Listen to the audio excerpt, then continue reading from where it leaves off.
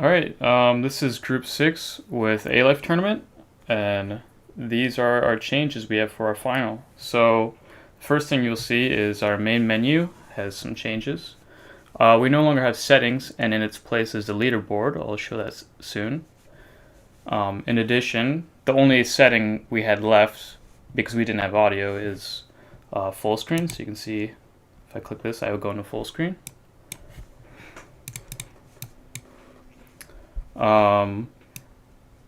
In addition, our game, it has been multiplayer from the start, but now we're finally hosting a server. As you can see in the terminal, I have my other teammates, Richard and Ruar, joining. You can't see their usernames, but you can see the connections here. So I guess I can start with the leaderboard. So we currently have 3 accounts on the server. If I go here, we can see I'm in first place with a score of 77, Ruar is in second with 36, and Richardson is in 22. And these numbers are based on a normal distribution, so most users will be around 50, and the standard deviation is about 20. So it gets much harder, or like your score, let's see, as you approach 100, it gets much harder to progress, and the creatures will get more difficult. But on the other end, if you are underperforming, you'll be near, let's say, 25, or you'll get lower, but there will be less people around that area. So I'm going to go ahead and start a game here. You can see we have all these settings here. These are what you start with. We only have 2 components, flagella and mouth, so I'm going to increase the minimum tools to 2, so that means every creature has at least 2 and at most 2, so they will have 2 components. And going in here, we can see all of our randomly initialized creatures.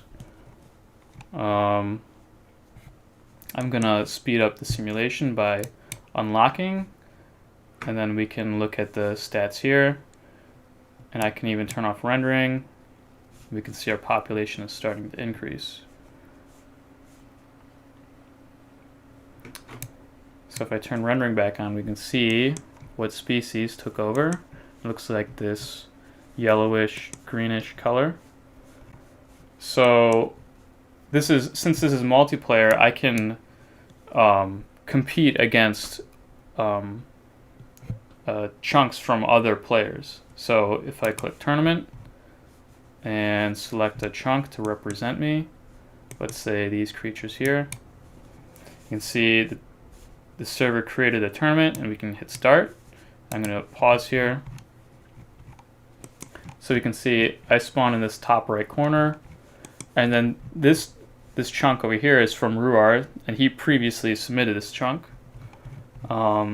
In the bottom 2, we have another one from Ruar, and then a third one from Ruar. That just happened by luck, but it picks chunks with a similar rank. So it just happens that Ruar had the 3 most similar ratings to me. So we can let this simulation run.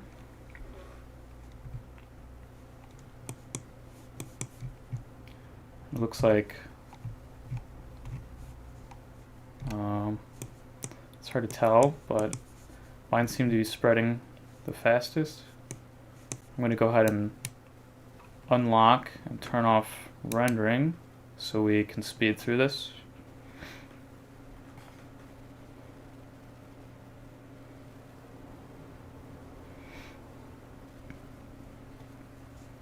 Okay, so let me render this again so we can see what happened. It looks like my creatures spread out everywhere and took over. So now, along with our usernames down here for the 4 chunks, we can see the first number is our current rating, and then the second number is what happened to our rating. So since I was the highest rating, I only increased a little bit, even though I outperformed greatly. That's how our rating system works. It's based on the ELO system. And you can see these ones underperformed relatively, so they all decreased. And since I performed well, I received money, and we can see that by going to the shop. So I hit escape to go back, and now if I go in the shop, I already have money in here because I started, or this is not a new account, but for a tournament you typically receive anywhere from 0 to 10 depending on how many creatures you have left at the end. So I have 47, and we have all these items we can purchase to enhance our simulation. I'm going to purchase mutation rate. So if we click on this, we see it costs 4, increases the maximum rate at which a creature mutates. I'm going to buy that twice, I think. And then I have 35. I'm going to purchase... let's purchase the gripper component. This is a new one. I also show horn because that's not been shown yet. I guess I'll try to. Oh, I can't. I don't have enough money, so I'll show them individually. So if we go here, now we can see I have unlocked the gripper because I purchased it. Now I can turn this up. Let's go ahead and continue.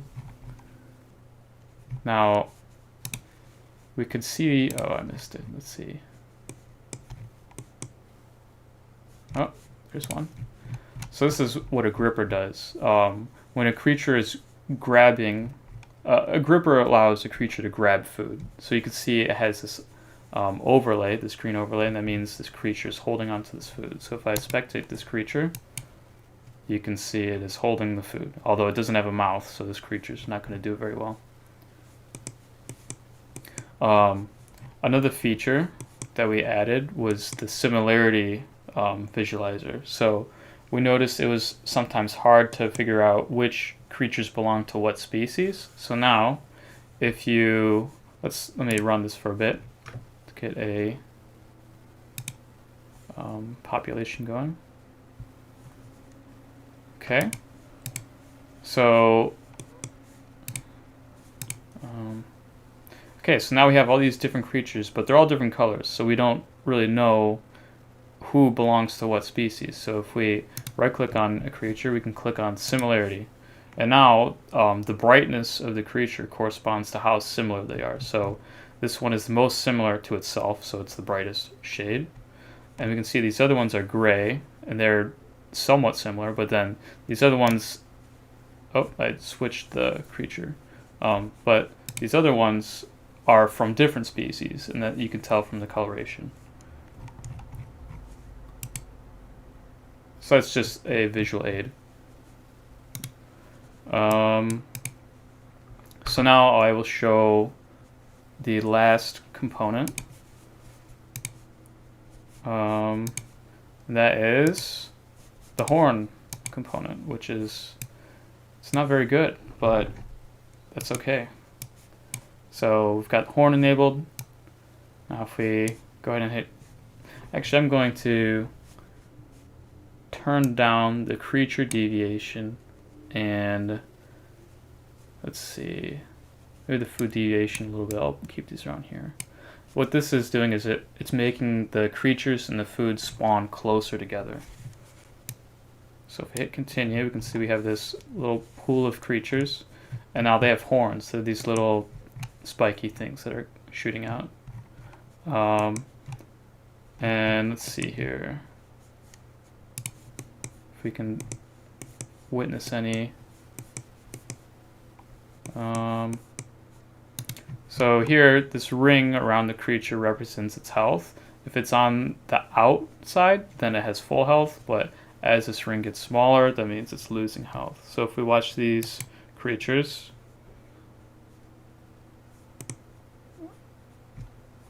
oh, so it lost health and then it died because its health reached 0. And when a creature dies, it drops food that's a different color that despawns over time. So that's how the horn is meant to operate. Creatures can kill each other and then they drop food and then they can eat the food.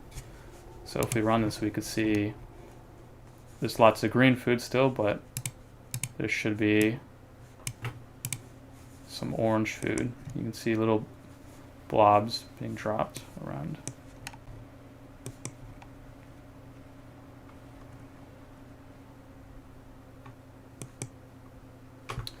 And the last thing on our main menu is our info button. So this just gives a little blurb about the very basics of our game. So yeah, and now Richard's going to explain our second user, the admin. Okay, so we decided that we needed a second type of user in our thing. So what we have here is the admin account. Now, admin accounts are set up by whoever is hosting the server. There's a file that they can fill out that lets them set the usernames that they want to be admins. Right now, we just have them as our initials. An admin account is not too different from the normal account, but if we log in, we can see, if we register and log in, we can see the main difference. So the big one is you see this Save Test button at the bottom of the screen. What this does is it brings up a variety of helpful features that might help an admin assist a server owner that's having maybe network issues. You can get a list of the saved creatures and environments. You can send test packets to check network connectivity. You can print the leaderboard. And all of this will show up on the server console. But yeah, these are just a variety of useful features, often for debugging. And see here, we can see the entire leaderboard has been printed. The only other thing that the admin account really does is that it has unlimited money in the store. So the admins can test out all of the crazy creature combinations that they might be interested in. Again, mostly for debugging. We go into the shop. We have a lot of money, like more money than I have fingers. And yeah, so buy all the sensors, buy all the eyes, all the components, and, you know, make a creature with, 15 eyes, 6 flagellas, and who knows what. It probably won't be very good. At some point, the energy... kind of outweighs how good things are, but you can get some really crazy-looking creatures. Like this guy, who has 4 horns, 4 flagellas, 3 eyes, and 2 mouths, and a gripper. Yeah, we actually got the exact. Yeah, we can see exactly what they have. You don't need to eyeball it. Yeah, It's got 4 horns, 4 grippers, 5 mouths, 2 flagellas, and 15 eyes. Oh my goodness! 15 eyes. It's grabbing a bunch of food. It seems. Wow. Oh my goodness. Yeah, we don't actually know how good these creatures might be. Yeah, we have no idea. We haven't. We've never made creatures with this many. Wow. Okay, so these seem to work. Somehow we survive. Yeah, you'd have to play for a long time to get this level of unlocks. Yeah. But anyway, that's our second user. Mostly for debugging purposes, but also, if you want your admins to have some special perks like unlimited money. All right, and that's all we have to show for our final. Thanks.